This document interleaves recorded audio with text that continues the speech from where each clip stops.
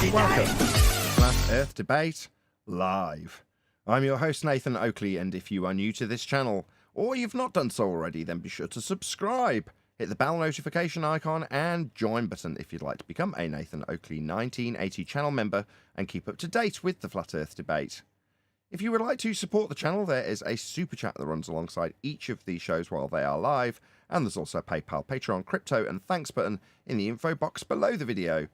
Most importantly, if you'd like to join the discussion, simply mute the page you are currently watching, then click the link in the info box below this video to join the panel and express your views on the nature of Earth. If you do join, please don't swear. If you do, you'll be ejected, and if you are, please don't try to rejoin the stream using sock accounts. You'll be warmly welcome back on the next stream. Please also share the show on social media.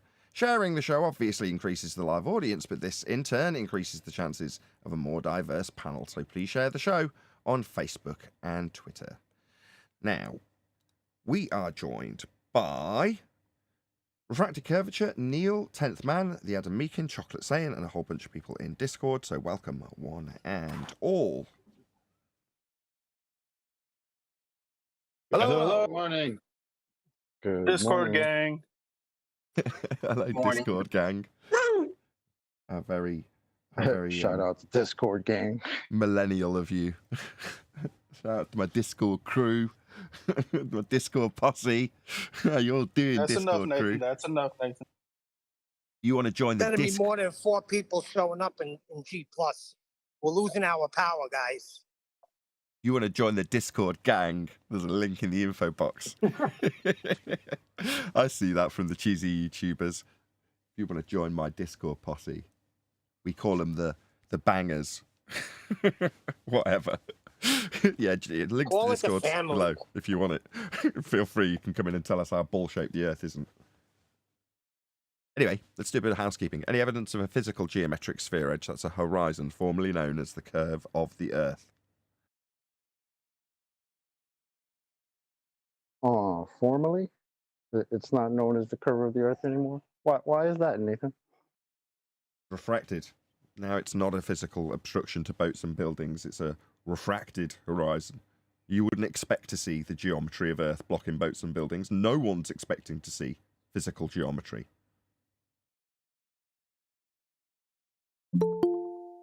These are things that we've been told by ballers, in case you weren't picking that up. They were actually paraphrased quotes. So, rumpus. The geometric horizon only exists in the maths, end quote. Planar walk. Nobody's expecting to see physical geometry, end quote. AB science. He say. Can't remember if AB science. Nathan, Go on. Nathan, How can remember the it be a guy sphere that came in? without the curvature? I don't know, I got 10th and Jorge at the same time. Go on, 10th and Jorge. Yeah, the guy that came in the other day and asked the question about what would it take for me to believe we're on a globe. Well, just you making claims of something, you need to back up those claims. So I would need to see all the claims of the globe in reality. And what we're talking about here is formally, because you'd never ever see it because it's made up and it's below water surface. So there is no geometric horizon, but if there was. Well, I'm just remembered AB Science's quote. So, AB Science, we are not going to see the geometric horizon. So, to answer your question, Chocolate, there's the 3 quotes for you from Ballers in answer to the Black Swan. We're not going to see Earth curve. Hello. So that's why it's formally known as Earth curve. Because apparently it used to be there and used to block boats and stuff, but now it doesn't. I was going to say, Chop, what's blocking boats now then? Well, when we put that to... I don't see. So when we had Rumpus, this guy on screen, Tinchin, over a barrel on this exact subject, that's where he had to concede that when he was arguing for boats and buildings being blocked at the Isle of Man, then he was talking about a geometric horizon, which moments earlier in the same discussion, he'd disclaimed we would never ever see. It only exists in the maths. So when I asked, well, what were we looking at the geometric horizon for in the Isle of Man discussion? Oh, well, then we were talking about the geometric horizon, what, Earth curve that blocked the Isle of Man. So when it's needed to be a physical geometric obstruction to boats and buildings, that would be your perspective limitation we call the horizon, they'll say it's Earth curve, and it's a physical leading edge of the ball blocking a boat. But then when you point out that that physical edge that they say blocks boats is beyond where it could physically be, because the hill they're saying it is has moved beyond the thing it's supposed to block. Hills don't do that. Their response is, well, we don't ever see Earth curve. It's refracted. So what's blocking the boats and buildings? Refraction. So not Earth curve then. Now it's taken, I kid you not, 3 years for this to sink into the dumb ballers. And I'm going to be harsh with you guys watching who still bark off refraction at us. From day one, that was in there for you to undo your own model. The moment you say refraction, it means you haven't got Earth curve. Now, I realise that some of you still say, oh, look at the bendy cranes. You're all dumb. 3 years is too long for me to say, no, it's them fighting their cognitive bias. It can't make sense to them because it would mean relinquishing Earth curve. Yeah, 3 years later, if you're still listening to this and barking out refraction, you are stupid.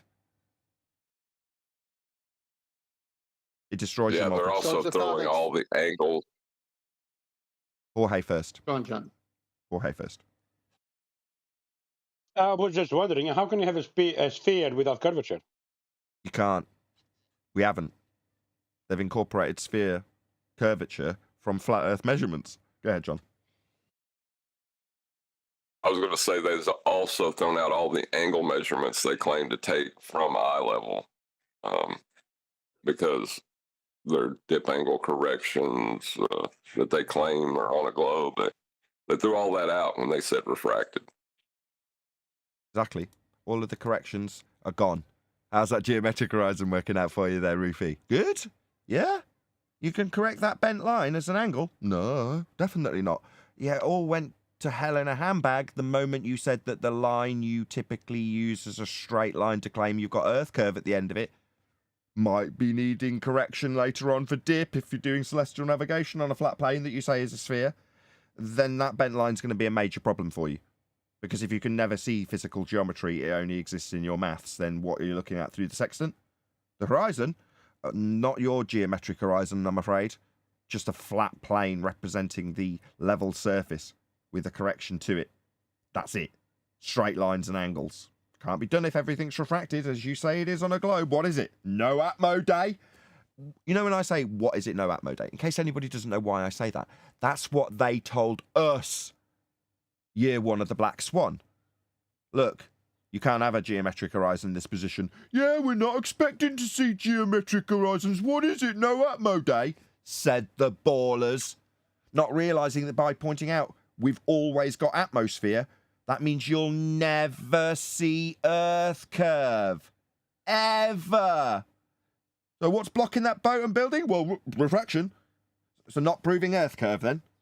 Not a tangent point to a sphere then. Not a straight line you can correct for dip then. Hey, Rufy, how's it working out? Occasionally, Adam bores me with some of your messages you send, and do we chuckle. We all laugh at you, Rufy. Some of us pity you, but most of us laugh at you. Just so you know. So I shouldn't be doing in-jokes, really. It's bad fare. Ballers in the background going. Okay. So basically what they did by throwing away the physicality of their geometric horizon is basically make our point, which is the horizon is just an optical phenomenon, by saying refraction, refraction, refraction for all these years after the Black Swan. Yes. So to conclude, if the horizon is refracted, it is not geometric, and the claim of Earth curve is a geometric claim. What's geometric? Well, Earth measurement. So it's an Earth measurement claim that goes away the moment you say refraction.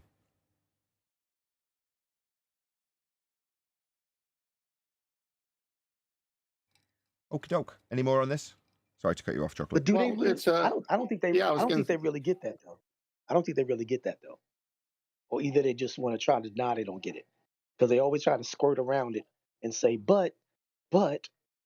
I don't think they really get it. But the reason they don't get it is because we had that beautiful argument called the Black Swan, with a picture that shows a horizon way further than it's supposed to be if the Earth is a sphere with a radius of 3959 miles. Even funnier than the refraction comments were all the comments about the horizon and why it's not there, why? I mean, how many of them there are? Because apparently there was like 7 of them after that. It's like, what are you guys talking about? Your horizon, according to your map, is supposed to be 1.2 miles away off of 1 foot height, observer height. So it's not there. What's the problem? Oh, we've never seen it. We can't measure it. We've got atmosphere. I mean, that's what we heard. It's insane. If you haven't heard those episodes, please go back 3 years and listen to that. Listen to the arguments that these guys gave us after the Black Swan. Just go ahead. Enjoy yourself. It's fun. You've got whole societies believing in a thought experiment that cannot be backed up with any physicality. So what's this video? Well, how could it be? It's below sea level. I'll just give you a quick shout out. So, shout out, almost 60 people watching. Wonderful. 10 minutes into the show. Couldn't be happier. Please share the show. The only reason we've got that number is because people have shared it and people have come by way of those shares. So if you've just joined us, thank you very much for joining us. Please smash that share button. Hopefully we'll get to 100. Maybe like yesterday, 120 people watching. It'd be great if we can get those numbers to remain consistent. Anywho, I'm going to get you to immediately disappear, lowering the numbers by letting, for about the 10th time, Neil deGrasse Tyson on his Star Talk channel know that at Nathan Oakley 1980 sent me. And we are going to be covering a video that 10th Man has stuck out for us today because of a comment that was made at the end of Ballbusters, I think when the recording had ceased. And that was in regards to getting nothing out of nothing, or something out of nothing, or something out of something. I don't really follow, but apparently it's a Neil deGrasse Tyson rhetoric, therefore going to be heliocentric in origin. But because it's come from a ether believer, am I right in my vague understanding of why we're playing this today? I wasn't on that show, but based on what Neil and D-Rose said, an ether believer used the same argument. That's all I know. Okay, Neil, D-Rose, any chance you can give my live audience a summary of why we're playing this? Because then it'll contextualise it better than I. I'll do it briefly. Neil, are you there? If you're not there, you can do it too. But, Neil me will and Neil definitely were- interrupt, even though he's not here.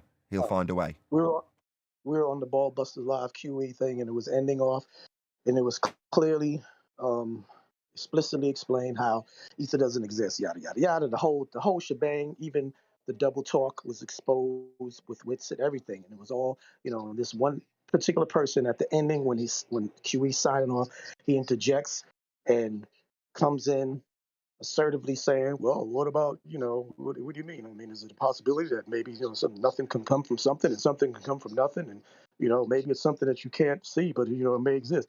And me and Neil pretty much, told him to shut up, get out of here with that nonsense and everything. And he was really trying to intellectually explain this, but he didn't realize how retarded he sounded. So his main issue was, well, who knows? Maybe something from nothing is actually nothing from something, and maybe something from nothing is nothing from something. I mean, how do we know? Can you break down? And him and Adam got into it with the atomic theory. And he basically tried to tell Adam that he's, pretty much disrespecting the entire atomic theory. And how can he disprove it? How can we prove it or disprove it? Maybe it's there, maybe it's not. So that's what it was. Adam? crux And the of guy his- sounded like hold on, Rodney hold on. Dangerfield through the whole thing. I think Adam's picked up the ball where you've just dropped it. Not dropped it, popped it down. Tossed it to him. Go ahead, Adam.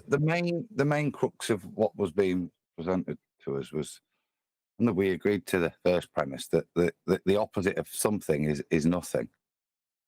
But then it was pointed out that it's ridiculous to have nothing. You can't just be nothing. So therefore, nothing must actually mean something.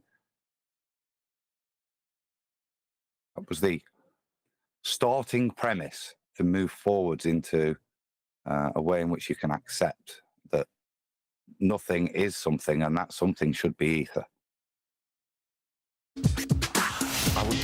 Chuck, we're at it again. Indeed we are. This time, I just want to talk about nothing. Oh my God. A show of... What's the deal with nothing? We're doing a show about nothing. All right, that's... You want to talk about nothing? I might as well say it again, just so if you're in the live chat, take this opportunity. There's the link. It's whizzing on by. Go and let Tyson know at Nathan Oakley 1980 sent me. So Now- let's do this. So It's official. We're married now. You know that, right? somebody hands you a birthday gift, Right. right? And it's a box, and you open it, and there's nothing in it. You say there's nothing in it. Okay. So I can tell straight away that he's gonna mix colloquial terms versus hyper-specific terms. So in a colloquial sense, if you get a box that's got physically nothing in it, well, it's not nothing because it's got substance inside the box. It's not a vacuum. It's not completely devoid of anything. But that's what he's saying colloquially at this point. So that's obviously the main preface for what he's going to go forth with. So I might as well call it straight away. Colloquial term, nothing means empty box. Okay. If it's empty, you'd say there's nothing in it, correct? Yes, and I'd also probably say, again, really, guys? Again? First time he's made me laugh. With the empty box thing? I don't want to get into your social, personal, family issues. Yeah, that was a good joke. Again, lads, again! Implying that he's got multiple occasions that he's had an empty box given him. Good joke. First time you made me laugh. Chuck, good job. Okay. How your family members treat you, that's another show. Okay. All right. So of course, there's air in the box. But generally, we think of air and nothing else as nothing, right? Right. There's nothing in the box. But of course, there's air in the box. Right. And I think we think of air as nothing because you can't see the air. Air is just molecules, right? We have oxygen molecule, 2 oxygen atoms together make the oxygen molecule. We have 2 nitrogen atoms together make the nitrogen molecule. That's 98%, 99% of all the molecules you are inhaling. There's others. I wonder how that's achieved, given that this guy thinks there's a sky vacuum. Wouldn't all of the gas at high pressure be dispersing into the sky vacuum that you think that rockets are travelling through, Neil? I mean, just as an aside from this description that would need containment. A little bit of CO2, Right. trace amounts of other atoms and molecules. But the main ones are oxygen and nitrogen, and they are transparent. So you don't think of it as being something. But you could have another gas in there like smoke. You open up the box. What the? What? Did he just say smoke as a gas? Correct me if I'm wrong, Adam. Smoke would be tiny little particulates like carbon and various other stuff that's suspended because it's so small in the gas particles in the air. But it's not in and of itself a gas, is it? No, because they're particles. That's why it's opaque, as he describes, because they are large enough. They're small particles, but they're still big enough to be seen, aren't they? You're seeing the effects of them as they block light, as opposed to let light just pass through like your normal air. But yeah, it's not. They're small bits of. There's smoke. It consists of hot gas and particles, doesn't it? Is the point. Right, indeed. So not a good example of gas is what I'm saying. not- It's the worst example you could pick because it's true. Specifically, it's not. Right, but at this point, it's we're not majoring on the minors. We're marking his card at this stage because we're unfamiliar with this video. In the box. Right. Okay, because you can see it.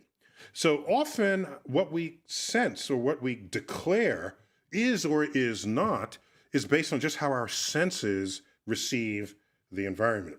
You go up to a window and you say, the window is transparent. Yes. Well, if you could see with microwaves, Right. the whole room would be transparent because microwaves pass right through the walls. You know how you know that? Because you pull out your cell phone, which uses microwaves, and you get a signal even if you're in the bathroom. Not with my Okay. carrier. Oh, you need special bathroom coverage. Just trying to tell you. Objection. Go ahead. He needs to be exampling nothing. He's only exampling something.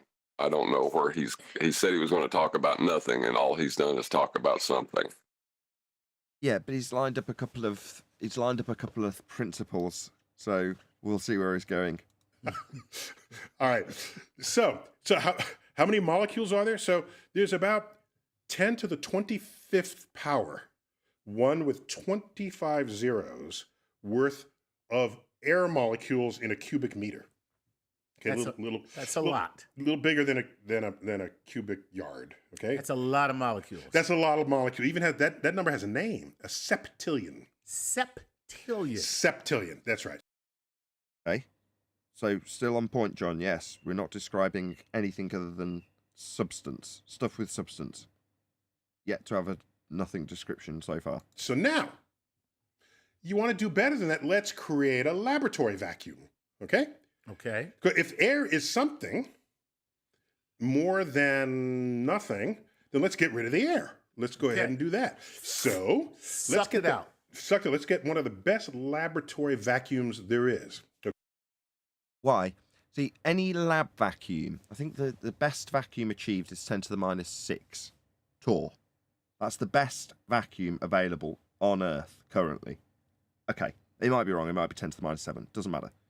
Anyway, if the sky was a vacuum, just always, that would be a more powerful, more potent vacuum, if that's not the incorrect verbiage, for this to take place. So you're saying, if I want to vacate a septillion of anything, gas, from a box, then what I need to do is create an area of empty space for that gas to vacate into. In other words, there's nothing in it, therefore I've vacated a square meter if it was the best vacuum on Earth by having 10 to the minus 6 space pumping out all the gas that was in existence, therefore I've got an empty space, a nothing. Okay? That's what we'd have on Earth at ground level if the sky was a vacuum. Because it's claimed to be a more powerful vacuum than the best vacuum we can achieve with 6-foot thick walls here on Earth. So automatically, all of the gas that we were breathing would vacate into the sky vacuum instantaneously. In fact, it would have never developed as gas pressure in the first place if the sky was a vacuum, because that would mean ground level was a vacuum at the start of the process, and every gas particle that ever came out of the ground would immediately vacate into the area of volume, never to return. So it would never develop gas pressure. He's saying, if I want to make an empty space, I just make a vacuum, and then I can create an empty space with no particles in it. Right, well, the sky would do that to everything we're breathing. Go ahead, John. But a 10 to the negative 6 torr vacuum is not an empty space without particles in it. There is still a pressure in it. It's called 10 to the negative 6 torr pressure. So Yes. there's still particles in it. He's not exampled to nothing yet. It's going to get He's there. exampled to differential pressure. Sorry, John. But he hasn't yet. No, it's going to get closer and closer, but he leaves a few gems that go against the official globe claim while he does it up until the end. Okay? So that can pump out the molecules and leave you with about 10 billion molecules per cubic meter. Wait a minute.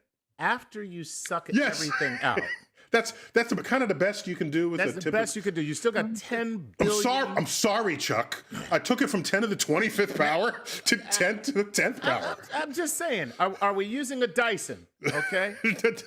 Are we using a Dyson? Because maybe Dyson vacuum maybe would we could totally do kick better. ass. Right, we might do better. Okay. So again, if the sky was... He's being honest, isn't he? Yeah, but we can He's claimed conclude that- with that honesty. The conclusion being that if the sky was a more potent vacuum than that, we'd have no gas to breathe.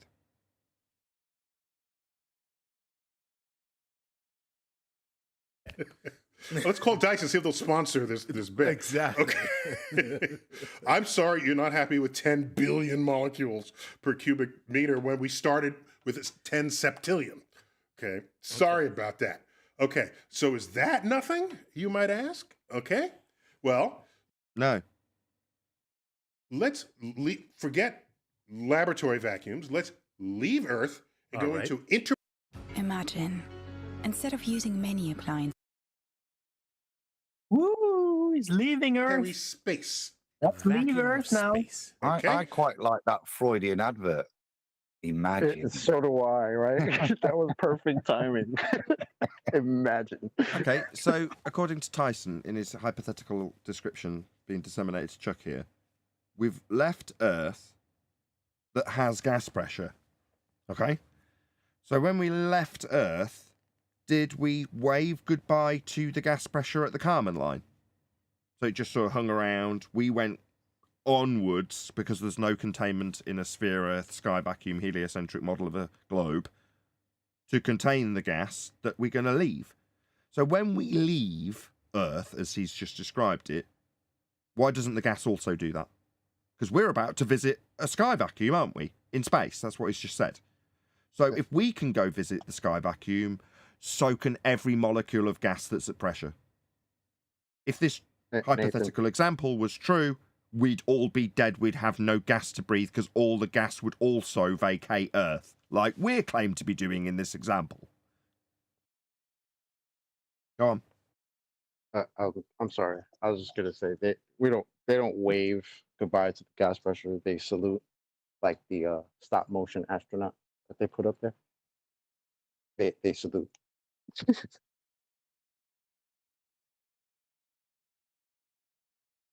That's 1,000 times less dense than the best laboratory vacuums. That has about 10 million molecules per cubic meter. So what would happen to all the gas we're breathing if that was the case? We would all be dead and have no gas to breathe. That's why space is fake. That's why we disseminate that on a daily basis. Because while you can just, without any qualms whatsoever, just go, you know, a really high Tor vacuum that we can create. Yeah, the vacuum that's just above your head is much more powerful. Oh, really? So I'm breathing and above my head is a vacuum. But in laboratory conditions, we need 6-foot walls to achieve that. I'm pretty sure we'd all be dead if that was the case, Tyson, because if gas is going to vacate from the high pressure of our atmosphere into the 10 to the minus 6 Tor, 6-foot walls if there's the tiniest of gaps, then no containment whatsoever isn't going to keep gas here. We'd all be dead. It would never develop gas pressure. We just dropped by a factor of 1,000. Can we just check his claim, Nathan? I don't think his claim's right. Because I worked this out years ago, didn't we? If he's saying in space, there's still 1 million in a meter cube. Yes. Nah, it was because it was about a third. Because I had to work it out to say you can't have it in a meter cubed. You have to have one molecule in 3 meters cubed. Yes, I remember you telling me that. It was me who asked you to quantify it, if memory serves me. Yeah. And I was like, in a meter, I specifically asked you for a meter cube. You went away and did the maths, and you were like, I can't give it you back that way because there'd be nothing at 10 to the minus 17. Yeah. Yeah, you need a bigger space to at the vast quantities and minimal quantities, I should say. You'd need a 3 meter space, as you've just described. I can't remember this. You did the maths, so you can remember it. But I do remember asking you, and you saying it's not possible. I've got to increase the amount of space per meter to 3 in order to have one molecule in it. I've just double checked it. I did a quick Google search. Molecules per meter cubed in space. On average, there is 0.3 atoms per cubic meter. So I'm right. It is. You need 3 cubic meters to get one molecule. So I'm not sure what numbers he's quoting there because I worked it out and Google's confirmed. Like I said years ago, at your request. And I can Google's tell you why he's doing confirmed. this. Do you want to know why? In terms of the definition of where the vacuum begins, it's not just me that says hypothetically the vacuum of space would start at sea level. Although I didn't phrase it that way earlier. That's how I'm phrasing it now. Right? In other words, if the sky was a vacuum, the first particle of gas comes out of the ground, immediately vacates into the 10 to the minus 17 Tor vacuum, never to return. Okay, who else says that? Or, more accurately, where did I get the original notion from prior to me using it as an example of why we wouldn't have gas if the sky was a vacuum? Well, NASA arbitrarily describes space starting at sea level. That's how they define it. So you've got varying different scales of how much vacuum there is starting at sea level. In other words, officially, space starts at sea level. So that's one way to get around my argument, if you think about it in those contexts, or that context. So I say, well, if the sky was a vacuum, we'd have a sky vacuum at sea level. No way we'd breathe because we'd be in the vacuum. Well, NASA arbitrarily put the scale of the vacuums that I can't remember who it was that asked this, it might have been Ballbusters or yesterday's show, but someone asked what a high vacuum was. I'm like, well, an arbitrarily given scale that is ascribed to how much a quantity of particulates in a meter squared, as we've just given it, would be called if you give it a name. Or high, low, medium, extreme. But then you've just got to have a number next to it on a scale. But NASA's scale starts at sea level. Isn't that nuts? Space starts at sea level. Nathan, we're not done.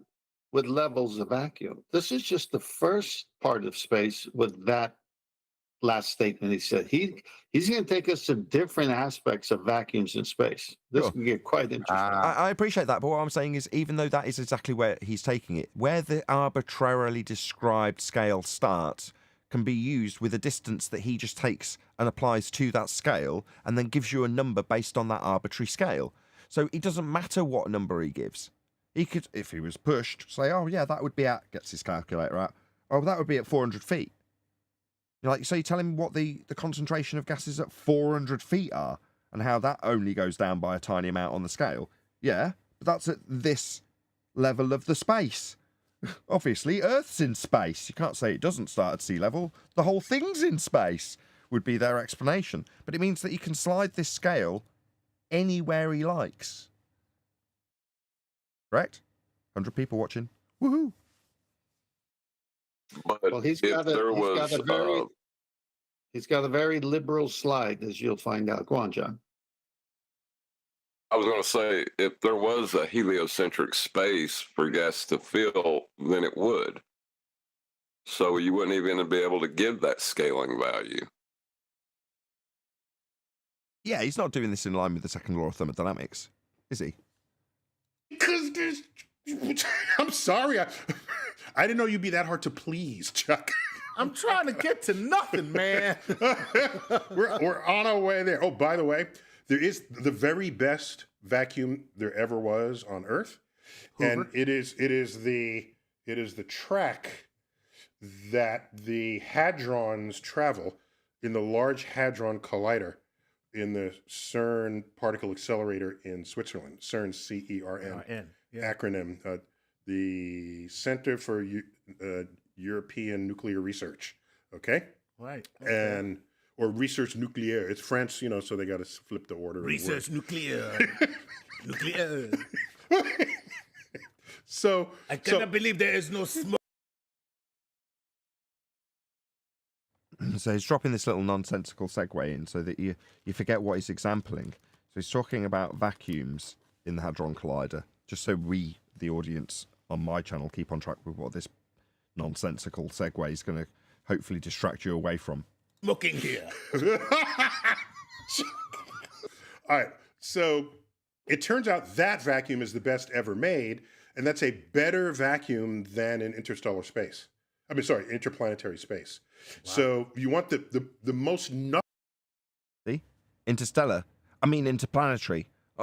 Hang on a second. So a very wide difference between those two things in terms of his model and his scales that he's laying down for how much of a difference there will be between these two vacuums. So he's saying that, what, at the interplanetary scale, there's only a smaller differential compared to what the vast reaches beyond the Oort cloud. Like I said earlier, he can slide this scale anywhere he likes. And with that little slip of the tongue, everything in between those two is true for where he scales this vacuum. Meaningless, right? I don't know if that was an accidental slip, but it means that his scale can now sit anywhere, can't it? Nothing place in the entire solar system is in the tube where they accelerate the particles, because they don't want the particles accidentally hitting some other particle when it's trying to hit the target that you have that's going to probe the origins of the universe and looking for, you know, exotic... Right, no. Smashing stuff together doesn't probe the origins of the universe. I mean, you've arbitrarily... What is he talking about? Oh, Neil, tell us all about CERN. I was going to say, what's the nonsense he's talking about? Not even making any sense. He said Interstellar. He's talking about a movie. That's a region. Anyway, that aside, he's talking about smashing particles together. Yeah, particle accelerators have existed for a very long time. The fact that they've got an absolutely massive one, right, that was peddled as creating the end of the world when they first turned it on. Yeah, this death cell, if you remember from Lawrence Krauss, if you go back and listen to Lawrence Krauss's version of the death cell, yeah, they did that with CERN. Yeah, just the same old peddled nonsense to keep you fear-based with a little bit of mind control along the way. So we are going to be discovering the origins of the universe. The answers to the ontological primitives will be found at CERN. How so? We're going to smash stuff together. All right. How could they build a contraption on Earth and smash stuff together, and at the same time say everything came from nothing. Hold on a second. Let me qualify the extra most exciting bit. They smash them together really, really, really fast. And then they look at the dots and lines on the monitors that show the stuff that's come out after the collision for a tiny amount of time. You know, they've got really sophisticated cameras with a great big ring array of magnets. It's amazing stuff. But they smash them together really fast. Like they hurl them around in a circle over and over again, building the speed, and then smash them. Rah! Like Hulk. Yeah. Yeah? Yeah, I've seen it. It's to demonstrate a mini Big Bang. I get what they're trying to do, but if everything came from nothing, what was there to smash? You're making this more complicated than it needs to be. Oh, I'm sorry. Firing stuff before at you high move on. speeds, therefore beginnings of the universe explanations. With all this drama, how can you decry that we're finding out the beginnings of the universe when we Hulk smash these particles together? I mean, it's just a bit of an outrage from your 10th. I mean, I'm getting a bit sick of it, I've got to be honest. Don't decry the drama of this particle accelerator. I want to decry it. They seem to have gone to a heck of a lot of trouble. This is the pinnacle of technology, which becomes confusing if I can just read the paragraph, the largest vacuum system in the world. So with a total of 104 kilometers of piping under vacuum, the vacuum system of the LHC is among the largest in the world, insulating vacuum equivalent to some 10 to the minus 6 millibars. I won't go on too much. So the remaining 54 kilometer of pipes under vacuum are the beam pipes through which the LHC has two beams travel. The pressure of these pipes is in the order of 10 to the minus 11 millibar, a vacuum almost as rarefied as that found on the surface of the moon. Now, they say they're doing all these still pressure. Why didn't they just use the spacesuits that NASA used if you need to defend that pressure? Surely that fabric would have been just as good to cope with that pressure change if the astronauts could go there. Why do you need all this? This is just totally contradictory in terms of what they're claiming themselves, in terms of the technology required to have those pressure differentials, yet you can have it with a fabric suit and some nice moon boots. Got really clever zips and Velcro. Have you not seen the zips? But that, Adam, that's the funny thing. When I heard him say, "Oh, if we leave Earth, it's 1,000 times more powerful than the pressure we have here." First thing I thought was, well, if we can't achieve that pressure there, but we're sending people there, how the hell do you test the suits, the special suits that these people wear? They're super suits, apparently. Because how the hell do you test that if you can't even get to where that's supposed to be at its highest functionality? I don't get it. I just looked it up. Obviously, Hold on. I've just looked it up. It says they were thoroughly tested chocolate. That's all you need to know. Yeah, the testing okay. center. The testing center was in California in the Hollywood basement. Oh, yeah. As I say, Well, I they think invented this is Velcro. doing. They've got exceptional zip technology. I mean, what more do you want? If it's good enough for Sigourney Weaver, it's good enough for NASA. Well, they gave us Tang. I think it's an outrage that this dude is mentioning CERN, the place where they're, actually doing physical demonstrations, if nothing else, when he's an astrophysicist that believes in a space that gas isn't filling. I think it's absurd that he's even allowed to mention it. They're making black holes at CERN. My son told me that. Okay, so we're all clear. Zips and Velcro and CERN is legit. We all agree? We all agree? We continue? It gets worse. Keep going. Well, I'm just resizing my screen slightly.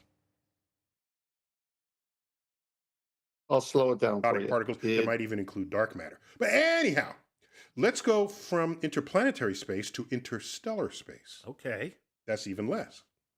Now we're down to 500,000 particles per cubic meter. Okay, 500,000. that's pretty wild. All right, only 500,000. 500,000, We correct. started at a septillion. Correct. In And these are just leftover. It's a cubic meter. It's a reminder that the universe, there's stuff in the universe, all right? And We're never going to get to nothing. Okay, just a reminder. Let Neil deGrasse Tyson know. At Nathan Oakley 1980 sent me. There's a link going by the live stream. Was someone trying to interrupt that a bit for a point? Yeah, I get. Yeah, just. I would like. Adam, then John. I Go ahead. I just showed the nonsense of how they, if you believe their claims that they've been to the moon, the contradictions and the impossibility of the pressures they've done. But at least in their claims there, they claim they could have gone to the moon to measure those pressures. We're now talking interstellar. Now, nobody's been there to measure this, to validate it. So he is now this is just complete horsebook he made up to suit, as you said, his description of a sliding scale, which will eventually lead to the admission that there is absolutely no definition of nothing. Even the deepest, darkest bit of space has got something. Okay, just a quick shout out. Almost 110 people watching. Woohoo! Be great to get over 120 people as we're only 40 minutes in. Still got a while left on the live show. Please smash the share button. And if you've just joined us, thank you very much for hitting the share button that someone else shared. And thank you for the people who shared it originally to get us up to 106 people.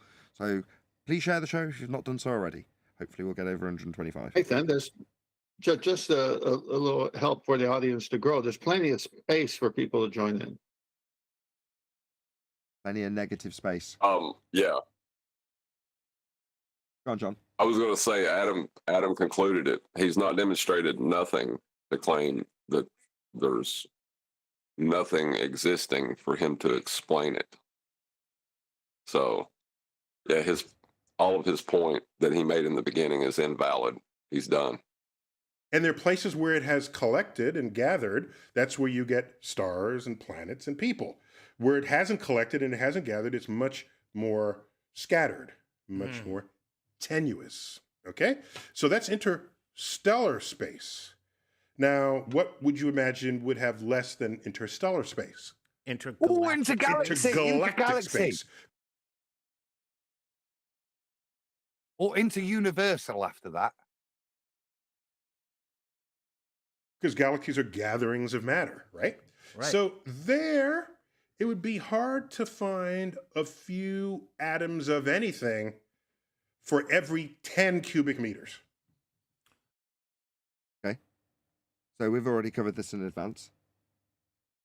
That's so, but it's still not nothing. Excuse me, I'm on my way there. Damn, you are the most impatient. This thing only lasts 10 minutes and you can't even just... I'm just saying, we're all the way out into intergalactic space. Yes. Okay. Yes. I am light years away from home, and it's like driving between here and like Vegas. And not really, Chuck. But there we go. I mean, this is good filler, I guess. I mean, there's just a lot of nothing going on, and I'm still not at nothing though. You're still not at nothing. Okay, so now so rather than give real live examples, let's give examples that we would imagine you could produce, which is get rid of those 500,000 atoms per 10 cubic meters. Just figure out a way to not have them. Okay, so now. So You guys hear that? I agree with Chuck. There's nothing going on here. I heard it. I heard it, Chaco. Hold on. Just for Chuck's benefit. That's how it's done. Yeah, and Neil just did it. That's how you make people laugh. Anyway, sorry. Go ahead. I'll let Chaco. Well, did you hear him say, let's stop talking about things that we can really know, prove, or whatever what he said. Let's go into the imaginary and think about stuff. I mean, just rewind it. Listen to him. No, that was like, right. let's stop talking about real stuff. That was the reason I paused it. Exactly. So, okay. So we're struggling to get to a point, even in my heliocentric world, where you've got one molecule in 3 cubic meters. You've still got something. Okay. Well, it's a lot easier if we now take you to Unicorn Land. Okay? We all in Unicorn Land? Excellent. Now, in Unicorn Land, it's really easy to have an area of completely nothing. You with me now? I've got an example that's got exactly what you've asked for within the example that we don't experience. Everyone following along? Good. Now I may continue. Now we have a completely empty box. Wow! So if I was trying to example unicorns' existence, and I struggle to get there, and I go, okay, now just imagine unicorn land! And we all got unicorns now. It's how easy that was. It was just that easy, wasn't it, Tyson? Wow, it's amazing. Yeah, this isn't one of your best magic tricks, Tyson, I gotta be honest. Empty of all matter. Okay. Now we ask, is that nothing? Yeah, because there's nothing in the box. Except quantum physics. Oh, God. Hold on, do quantum physics apply in unicorn land? Anybody? Help me out quick. I hadn't thought If this through, had I? required to maintain a heliocentric paradigm, they may be. Maybe. Hold on. I don't It know does or what, it doesn't. what quantum physics, is it a textbook he's put in there? Or I'll give you an example. In the same way that the second law of thermodynamics doesn't apply to the Earth, do quantum mechanics apply to unicorn land? Well, quantum foam applies in unicorn land. I knew there if was you want to something. know, it's That's what it is. quantum That's what it quantum is. field theory. Yeah, that's what it If is, I John. You're don't absolutely want- right. Glad you're here. Quantum foam. That's what happens in unicorn land, right? So when you were asking me for the existence of unicorn, and I took you on a merry dance about gravity, and then how quantum foam links gravity to the existence of unicorns in unicorn land, you only needed to imagine the unicorn land, and then you've got exactly what you needed. Wasn't that easy? Look, let's have a good laugh about it. no, what he needs though is something to manifest from nothing. So even when you've got a perfect vacuum, he's going to require something to manifest from nothing, which is part of this theoretical quantum bit he's going to talk about. So that even when you've got nothing, you can have something. Is where I think he's going. Such a thing as virtual particles that come into existence and then go out of existence in less time than you can actually measure their existence. And totally empty space is seething. Is that true? It What sounds they like claim. Hold on. that sounds like you didn't measure its existence. So then I guess they covered that with the word virtual. I don't know. With virtual particles. All right, we better actually mind our Oh, P's and Q's QE, now. he'll help. No, well, he might tell us off for getting all this wrong. So let's just. No, I'm sure this is part of their theory. It's part of the making up of some of the dark matter calculations. So that these are constantly in and out. So they will contribute to the matter of the universe. It's theoretical. It's not real. Like I said, it's not real quantum mechanics as far as I'm aware. It's there. It's not. It's since they have a violation of the uncertainty principle, they create virtual particles to map their position through space. That's where the virtual particle comes from. Because they have to know each. In the quantum foam, yes. Hello, Quantum Racer. First of all, as soon as you arrived, lots of people started spamming emoji moods in the chat. So obviously everyone's pleased to see you here, which I am too. Hello, first of all. Have you had breakfast before you tell us about this? Nah, I just woke up. Oh, brace. Okay, no swearing. There's 111 people watching, so big shout out to you. Let's see if we can get it over 120 before QE swears. All right. Can you rewind a little bit? Because like I said, I just woke up. Give 10 seconds. You want a recap from us? Or nah. Just the last bit. There's such a thing as virtual particles that come into existence and then go out of existence in less time than you can actually measure their existence. All right. You didn't go far enough. He said quantum mechanics. Number one, that's not quantum mechanics. Quantum field theory. Listen up. Quantum field theory. Oh, shit's at 60. This is where he thinks he identified quantum mechanics. He must have watched this because he uses this example all the time and train wrecks himself. This is quantum field theory. What is quantum field theory? Anyone? It sounds like made up nonsense, probably. This is a combination of quantum mechanics with shotgun marriage to special relativity, general relativity, Maxwell's electrodynamics, and classical Newtonian mechanics. Shotgun marriage between all those. Problem is, quantum mechanics debunked every single one of those suitors. That's the problem. That's one big problem. Virtual particles. Think about that. Say that phrase over to yourself in your head. Virtual particles. What's that mean? Well, let me just go You by can what Neil virtually deGrasse make Tyson actual- just said. Actual.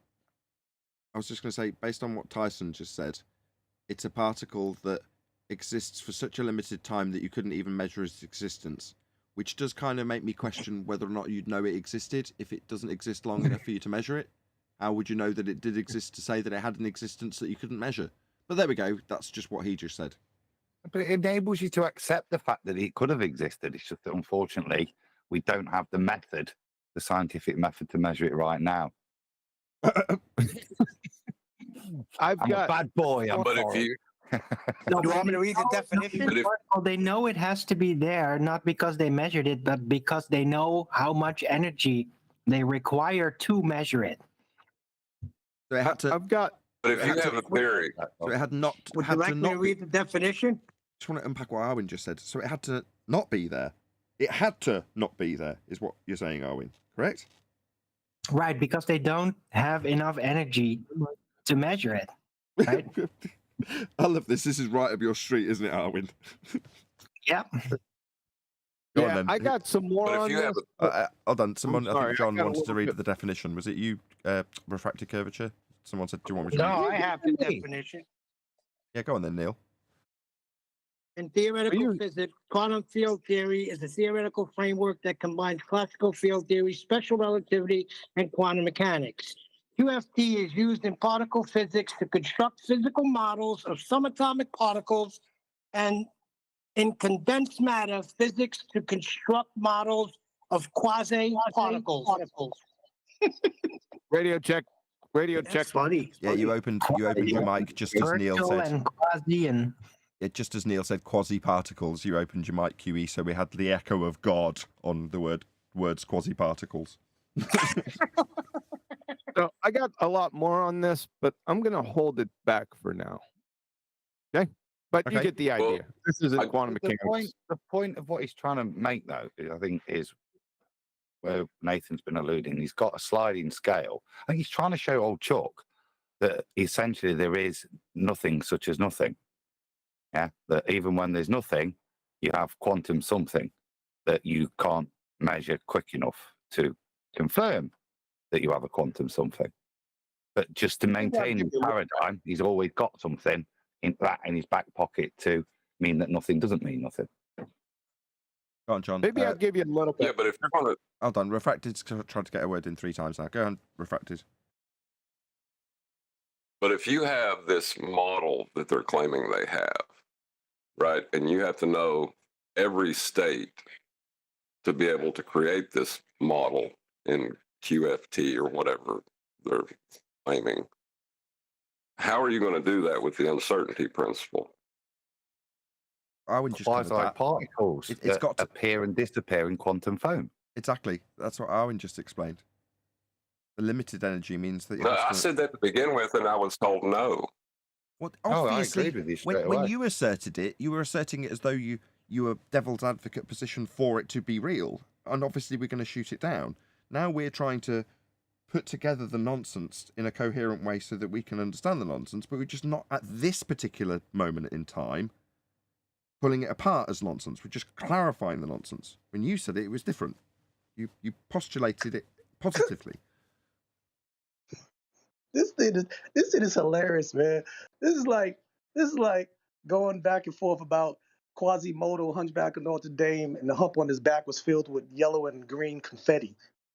And just going back, no, it wasn't confetti. It was actually rice grains. No, it wasn't rice grains. It was almond chips. This is the stupidest stuff that gets aired. It's like we need to make up our own misinformation and fact check Oh, committee. brother. Hold on. What you're witnessing is D Rose, right, who's a man who's listening to us, going through the weeds of the nonsense that's being disseminated here about nothing and space-time. Okay, fine. But what D. Rose is illustrating to the audience is, at a point, you step back from all of it, this is heliocentric rhetoric, and go, my God, this is such a load of old waffly nonsense, eh?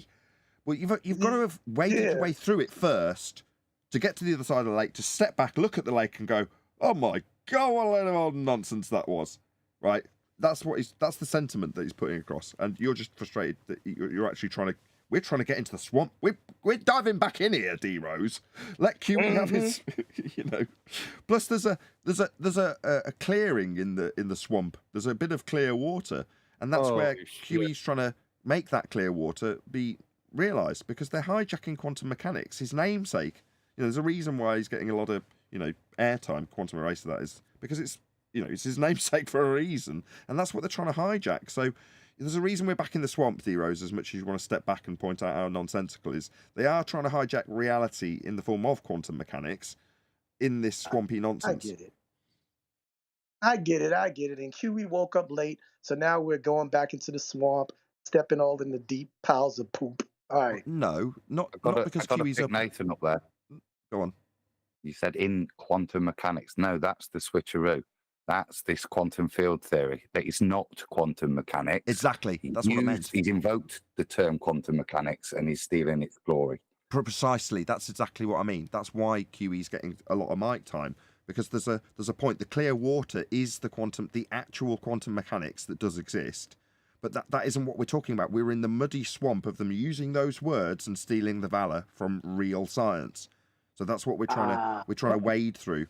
That's why, like I say, I won't say it a third time, but yeah, well, I will. That's why QE's getting a lot of mic time. Anyway, do you want me to carry on? What they're doing is they're using that quantum name because it actually defeated them, but they're come on. QE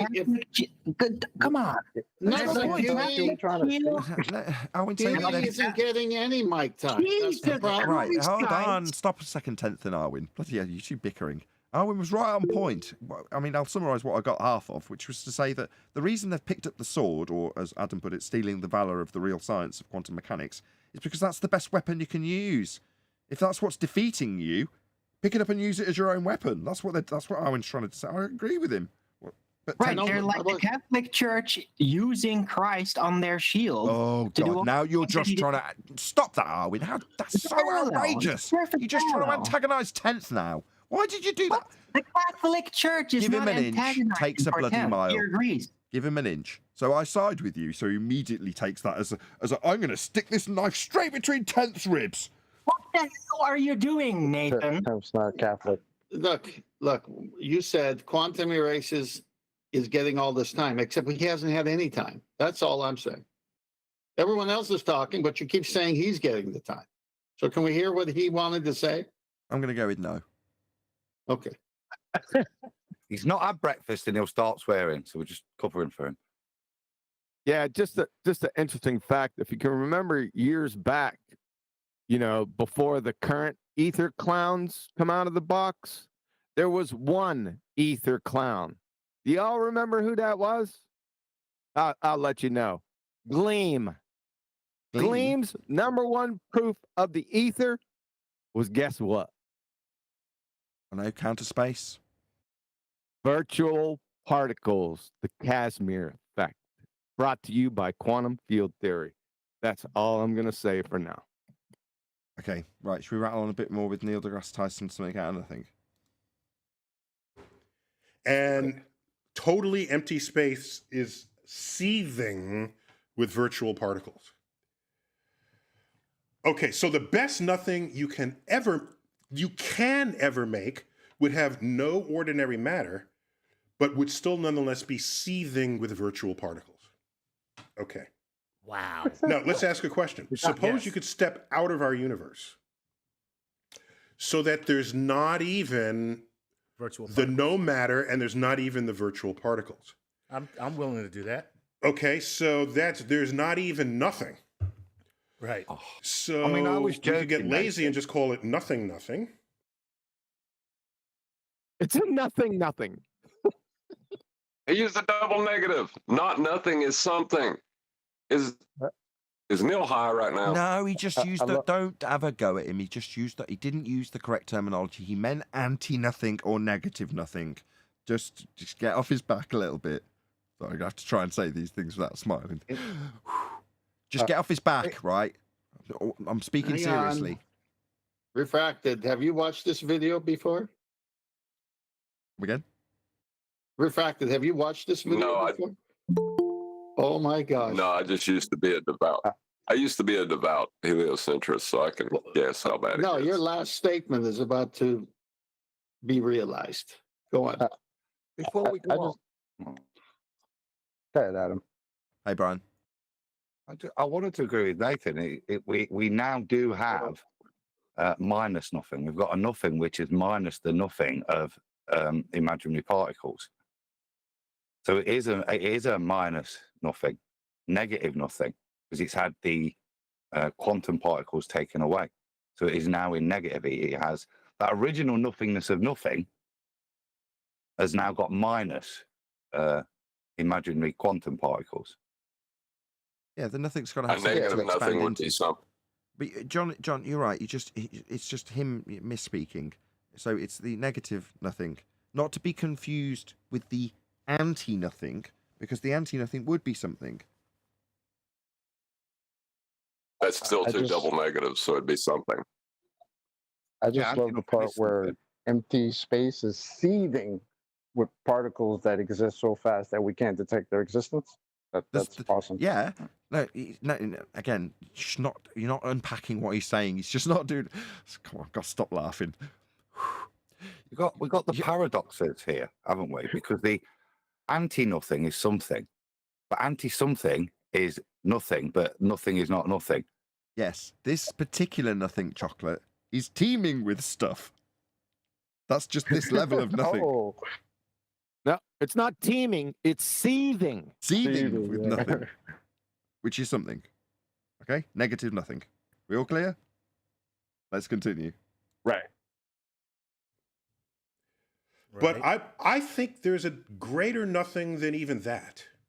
Yeah, we all agree. We're holding back the laughter, but we're all in agreement here. Tyson. And this is where I want to leave you. This is where I want to deposit you in the greater universe. nothing than You ready? nothing. Imagine you take away all matter. Yeah, I'm going to hear. This is the first time Chuck's getting a rewind.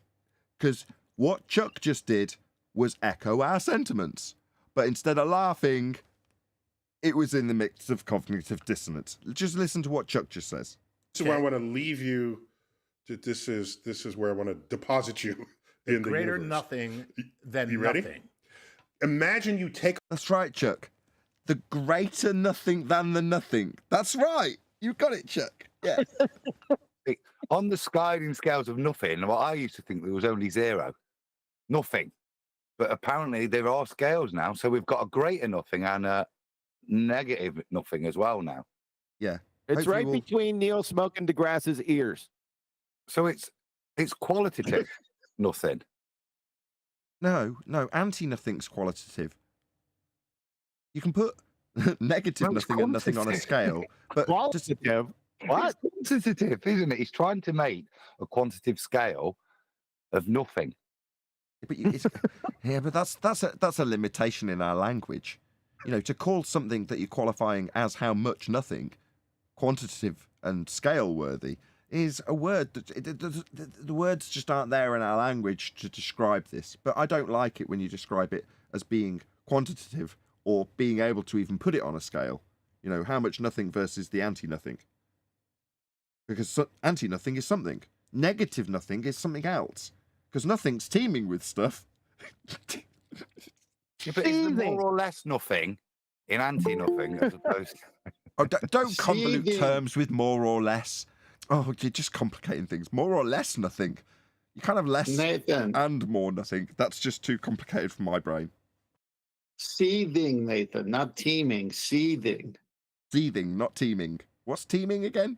So Teeming is So what something. we have Seething is- is nothing. I gotcha. Seething is used in the qualification. so what we have is Neil.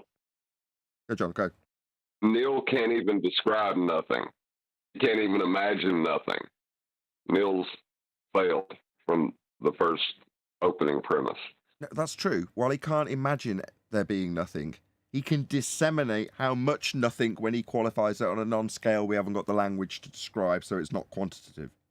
Take away all matter and somehow configure a way to where there's not even virtual particles. Right. Okay. So virtual,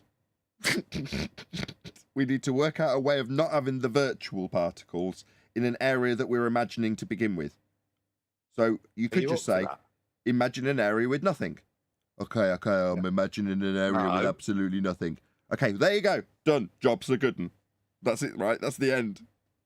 That's not what he asked you to do. He asked you to stop imagining the thing he asked you to imagine earlier, the imaginary particles.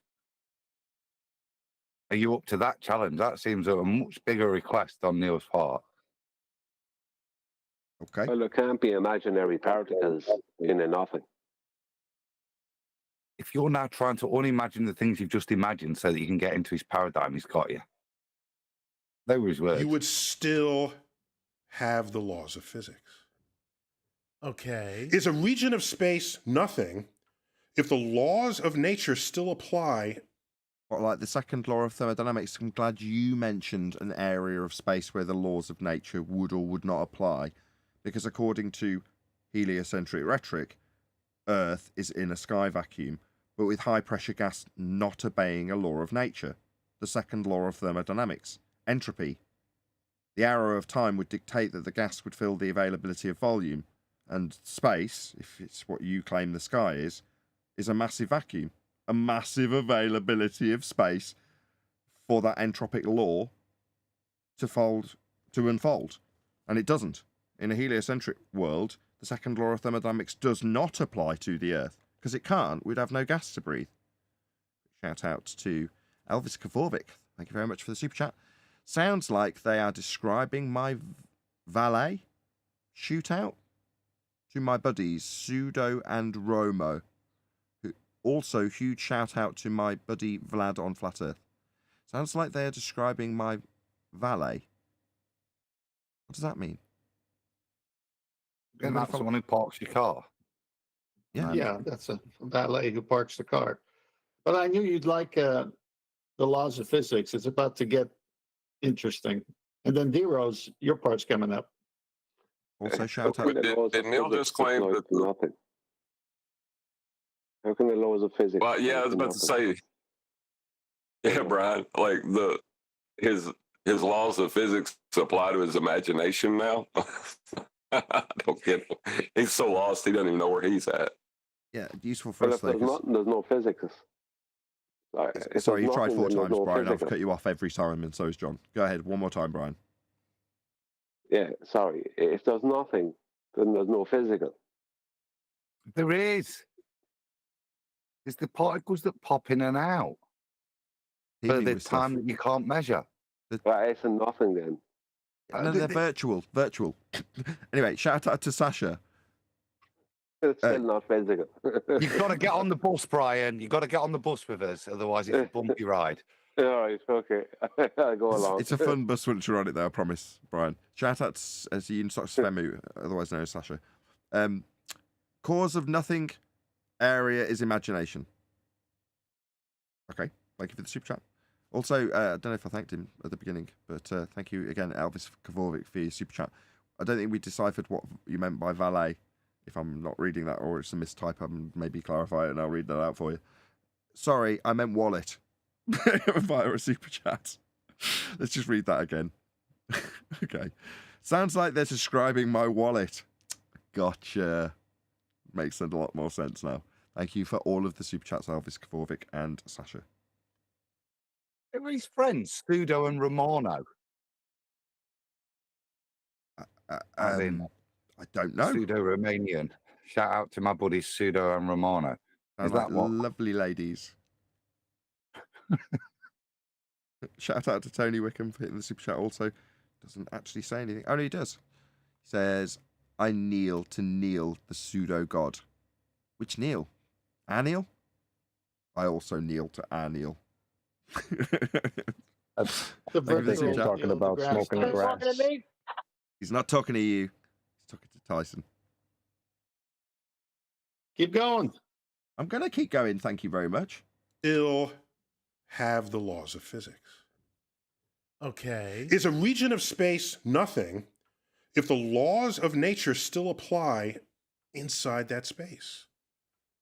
See, you're thinking of nothing as substance, and I'm thinking of nothing as not even anything that is anything about anything. So laws of nature, he's kind of reified them into governing how things behave as opposed to describing how things occur. So there's a bit of a convolution there in terms of laws of nature don't make things happen. Things happen, and we describe them with the laws of nature. So he's got it backwards.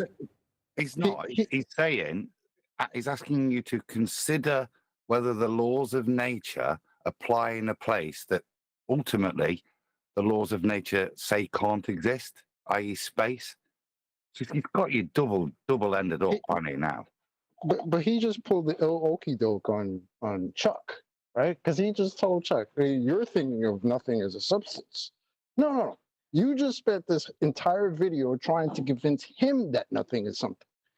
Now you're gonna flip it and say that's what he's thinking about? Yo, this guy thinks he's slick, man. It's not that cute. You caught that, Chocolate. But also, what was the quote that we always say, the anti-flat earthers say? Second law of thermodynamics does not apply to what? Yeah, that's a quote from Rumpus. Quote, the second law of thermodynamics does not apply to the Earth. Well, what does Neil deGrasse Tyson just say? Except we have the laws of physics when there's nothing. What? And then Brian comes in and says, how can you have laws of physics when there's no physical?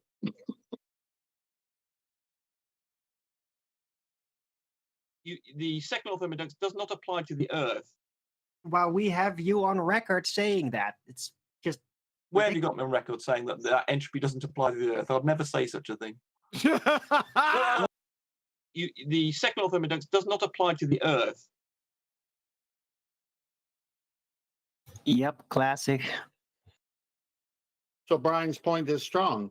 If it doesn't apply to the Earth where there's physical, and Tyson is saying it's out there in the non-physical and applies there, what's going on here? He's asking the question, do the laws of nature apply out in a region that has the non-physical emptiness to describe it?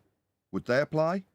And I think Adam's right. So we can suggest that the alternative area of space that isn't real might not have laws of nature applying to it.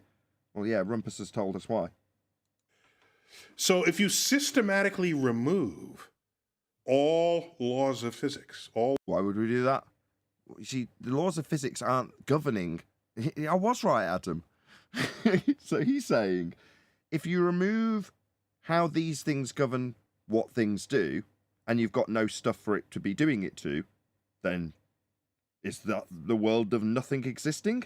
Okay, but the laws of nature aren't governing how things behave. They're merely describing what we observe to occur always. If there was an example that he's giving us in a hypothetical world that doesn't exist to question whether or not laws of nature apply, then they wouldn't be laws if they weren't applicable. In other words, anything that violated these descriptions of how things occur would mean that they wouldn't describe how things occur, right? Go on, whoever. But hasn't he stepped outside the universe now to say, if I'm outside the universe, which is creation, which is nature, do the laws of nature apply? And if they don't, then can I then consider that? If the laws of nature don't apply and theoretical particles don't come into existence, so that nothingness that was nothingness was something's nothingness, would that nothingness, which is the theoretical particles appear, occur in the nothingness that is not in nature, in the natural? That's where I think he stepped outside of nature now, in terms of outside of the known universe, and he's asking, does it apply there now, so that he can now define nothingness? All laws of nature. Then you have a region of, I can't even call it space, because space is a thing. Space can bend according to Einstein relativity.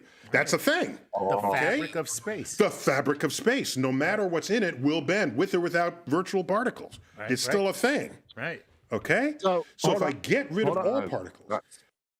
Hold up. Yeah. Space is length, width, and height. How does length, width, and height then? No, it was with time. The fabric of is what he crowed in, didn't he? Can we hear it again? That Yeah, he's did tried to specifically make qualify it. 4D No. physical now. Quantum Eraser's critique is still absolutely correct because he's qualified it in Euclidean terms and then immediately strapped on pseudo-Riemannian for space-time as the consequence. So you are right in your critique, but let's listen to it again anyway, Adam. I think you're right. It does warrant another play. Fabric of space. The fabric of space, no matter what's in it, will bend with or without virtual particles. It's still a thing. Right. Okay? So if I get rid of all particles, get rid of the very laws that describe nature. He's trying to reify 4D space now as a thing.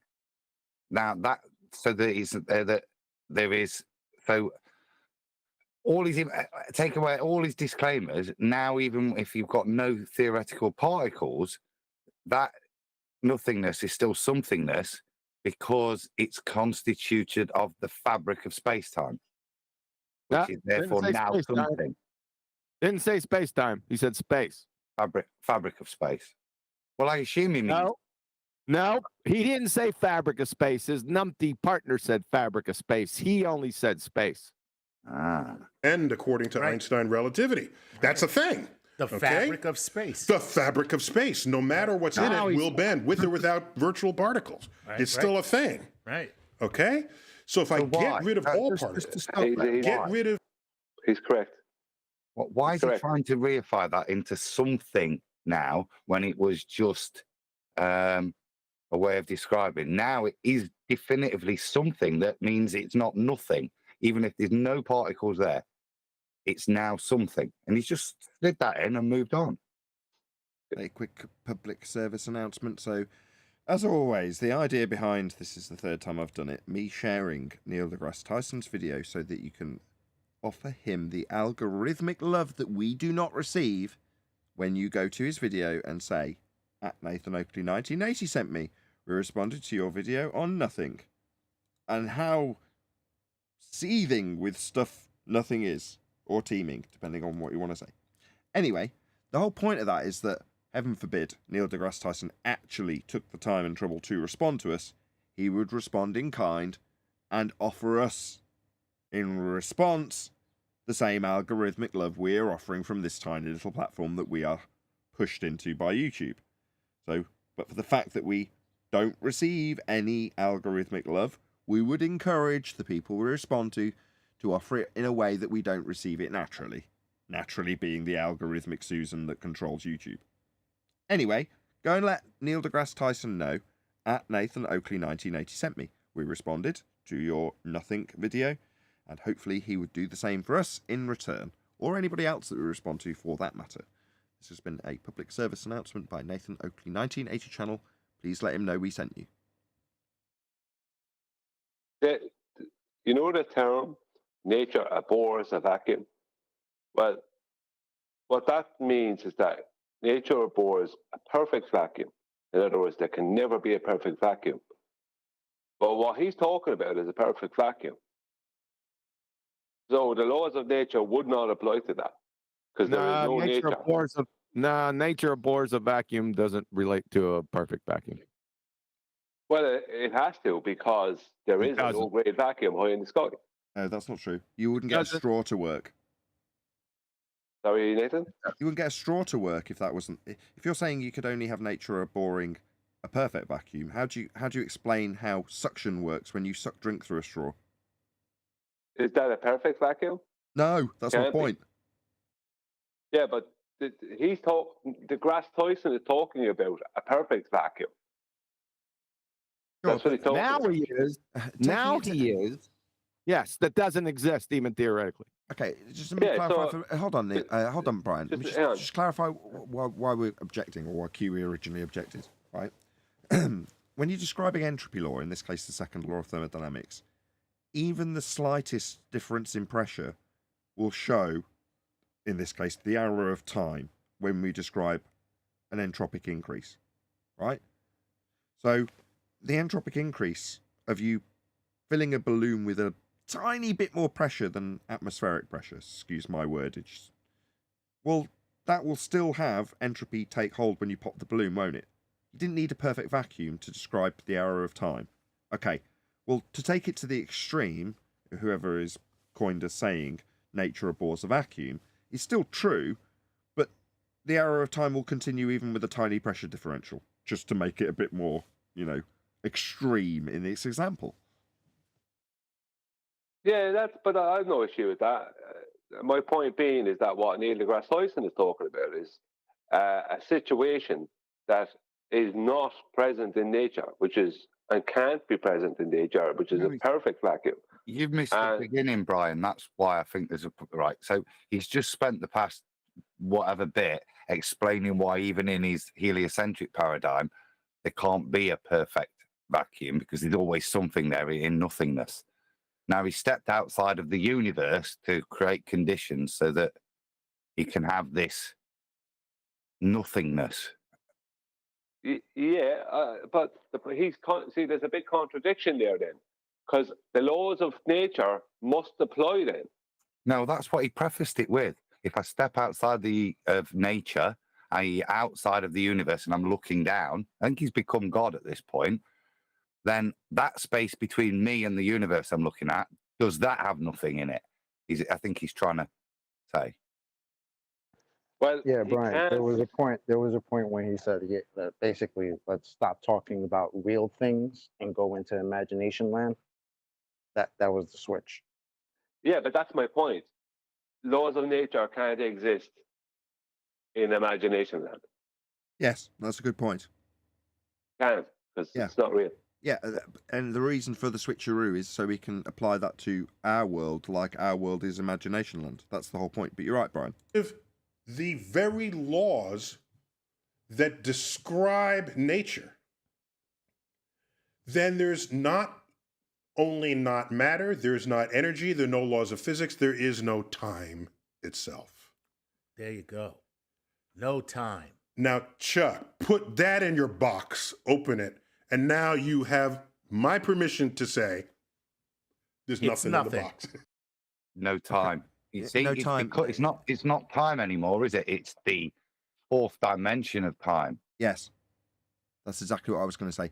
So where you're taking the original convention we used to describe or quantify how much has elapsed in a period, you can say that's time stopping. No, we originally derived the convention to describe it between ourselves. That doesn't stop. Oh, but he wasn't talking about that, as Adam just pointed out. He's saying the fourth dimensional Einsteinian, capable of having bent geodesics in it, space-time, would cease to exist. It never existed in the first place. That existed only in your pseudo-geometry, because that's what it is. A pseudo-fourth dimension. So who cares?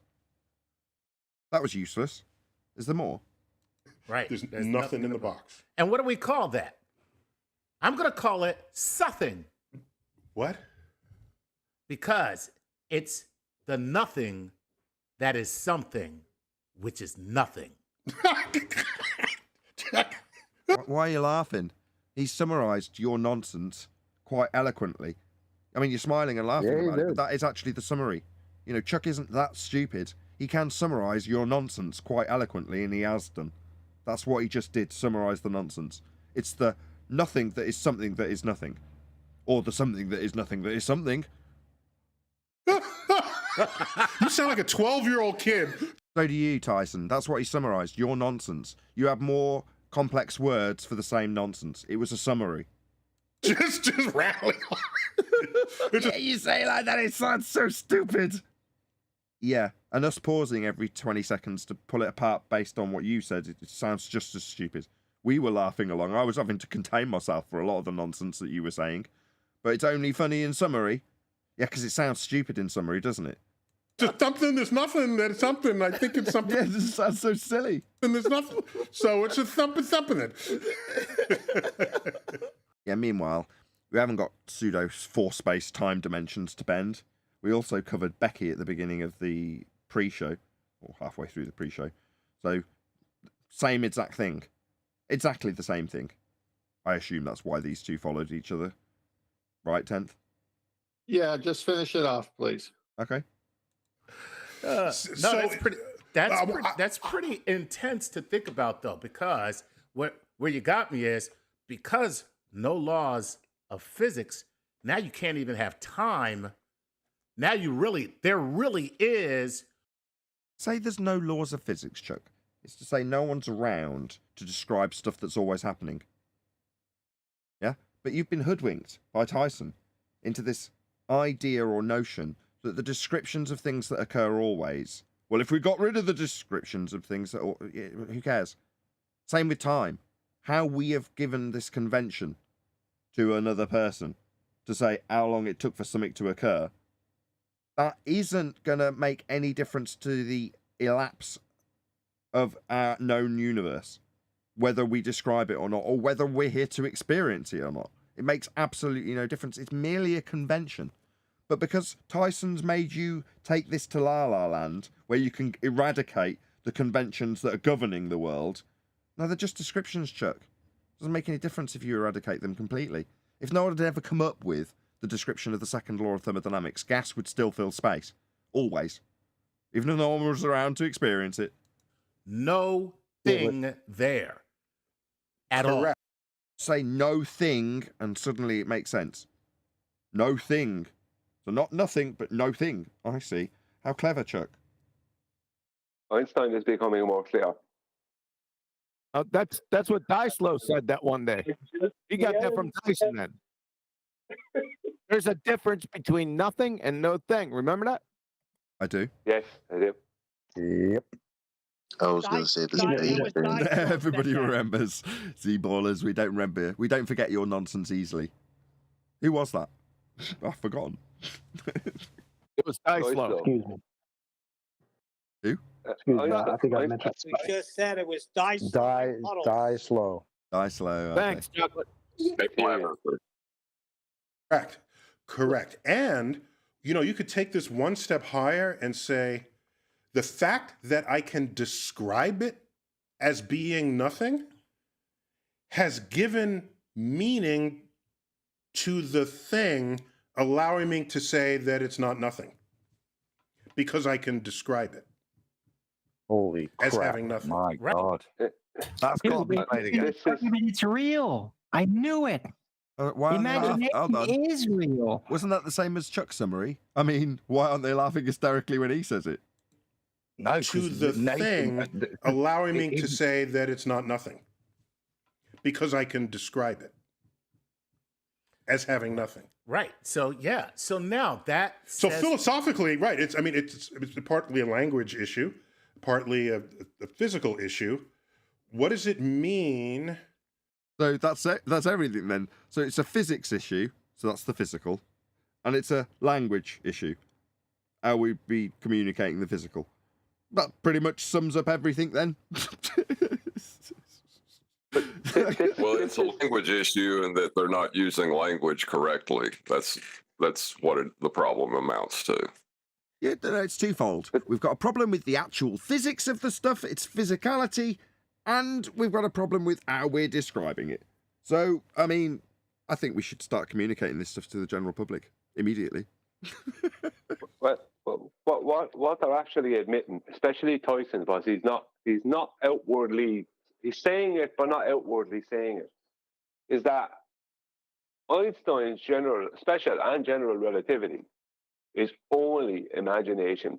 So the laws of physics, which are the laws that govern nature, cannot apply to it. Just like when Rumpus says the second law of thermodynamics does not apply to the Earth. The second law of thermodynamics does not apply to the Earth. Well, we have you on record saying that. It's just. Where have you got me on record saying that entropy doesn't apply to the Earth? I'd never say such a thing. The second law of thermodynamics does not apply to the Earth. I love that.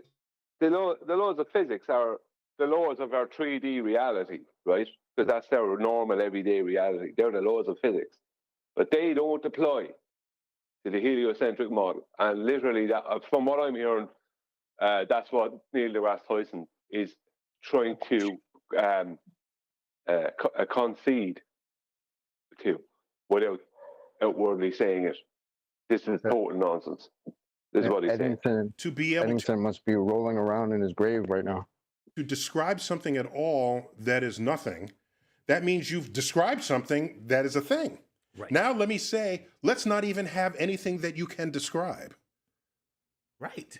Now What you do got nothing. What? Now you got nothing. And what do you call that? See? Because you can't call it nothing. That's Because- the no, point. that's the whole point. You can't call it anything No, you because can't call it you've just anything. contained it. Right.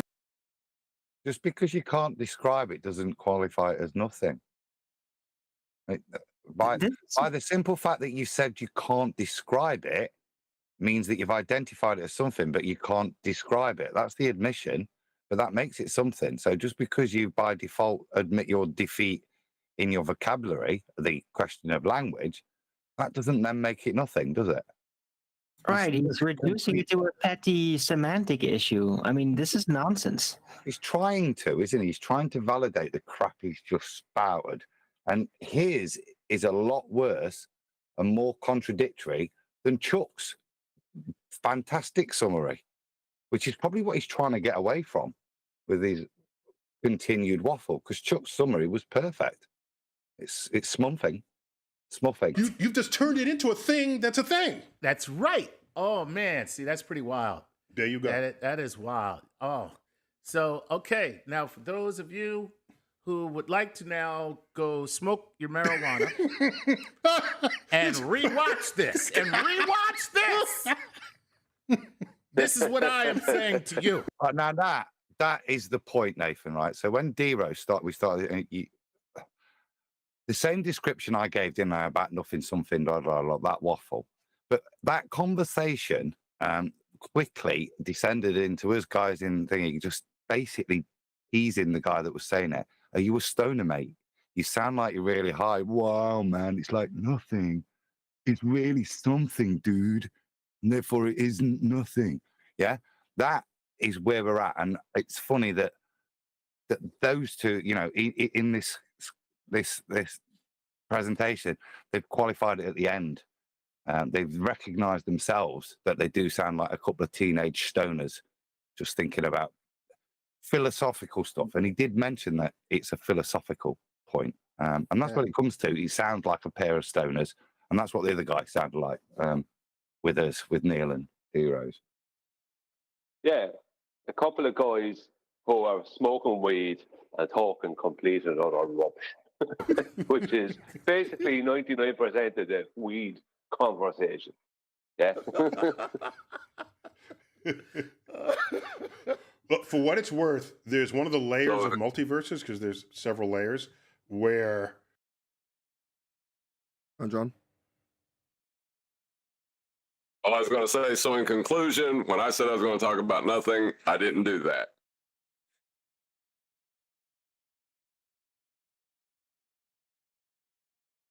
The laws of physics, There is as we no know. such thing as nothing, unless you step into the fantasy land where you can qualify nothing as truly nothing if you are outside of the time-space continuum, because otherwise time is reified into something that becomes something. Therefore, nothing can be nothing because time is something.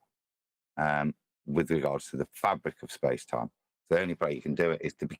This is what he's ultimately saying: is become God to qualify the term nothing. He just said multiverses.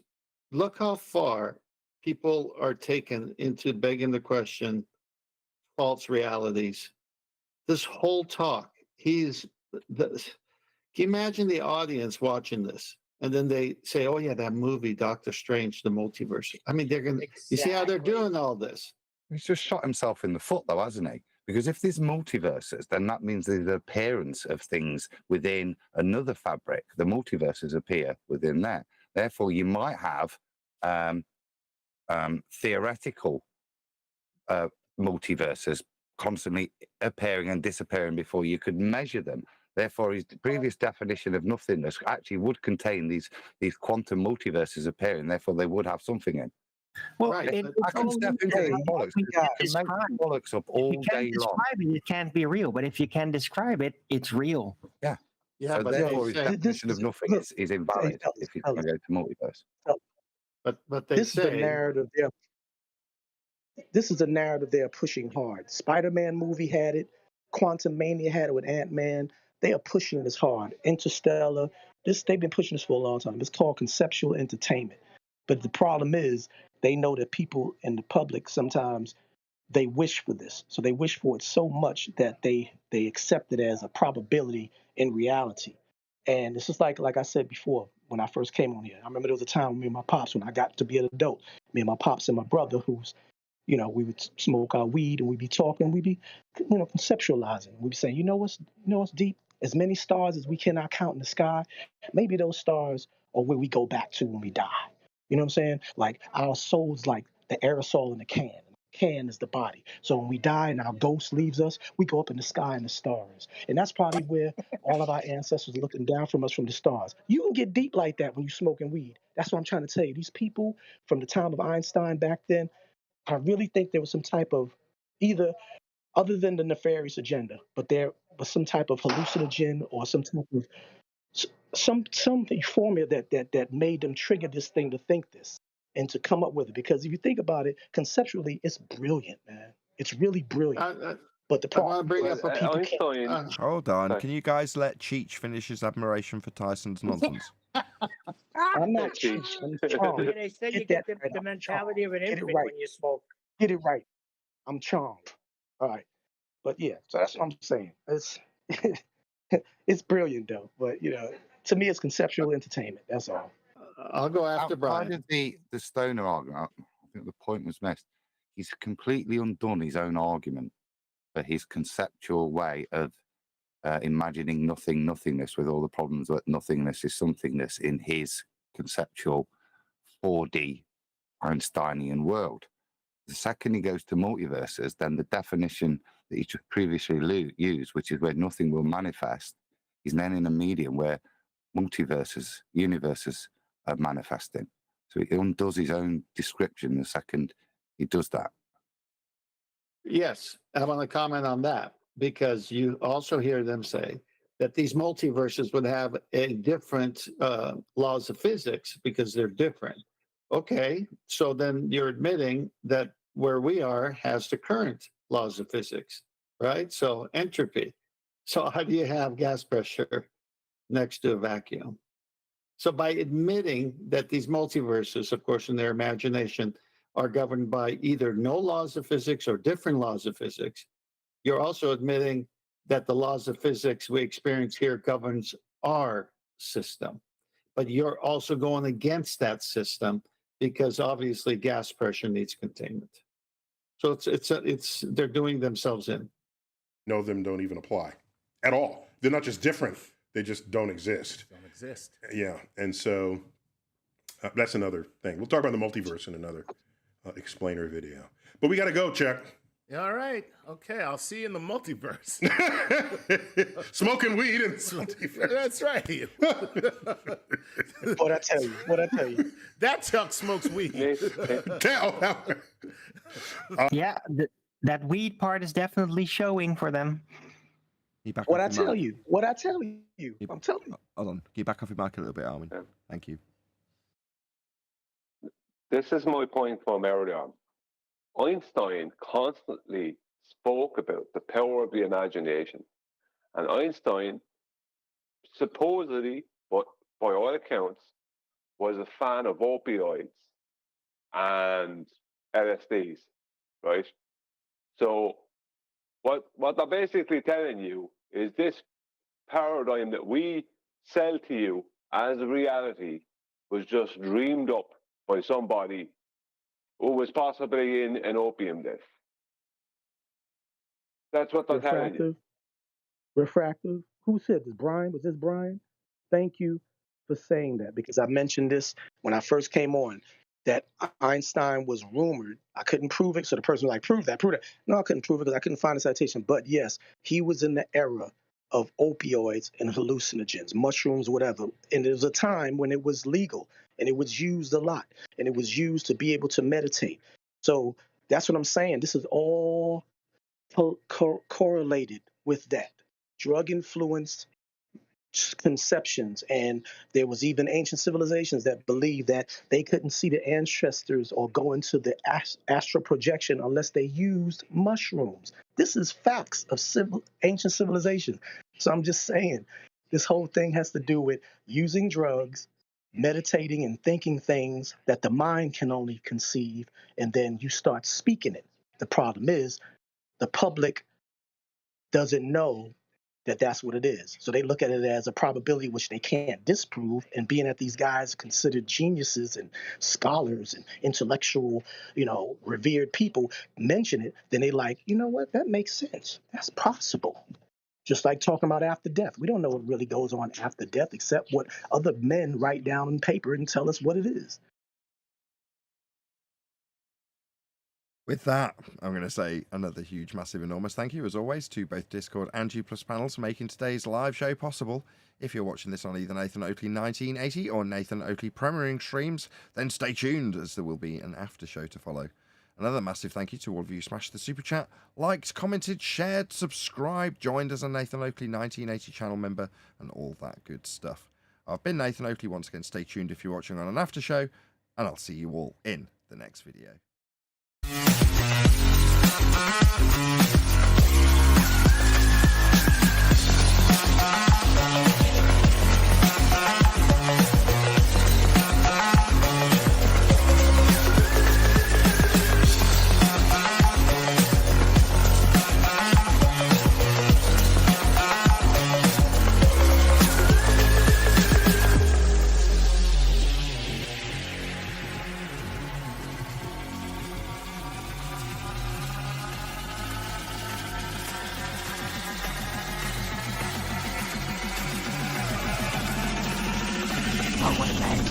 What a lovely day!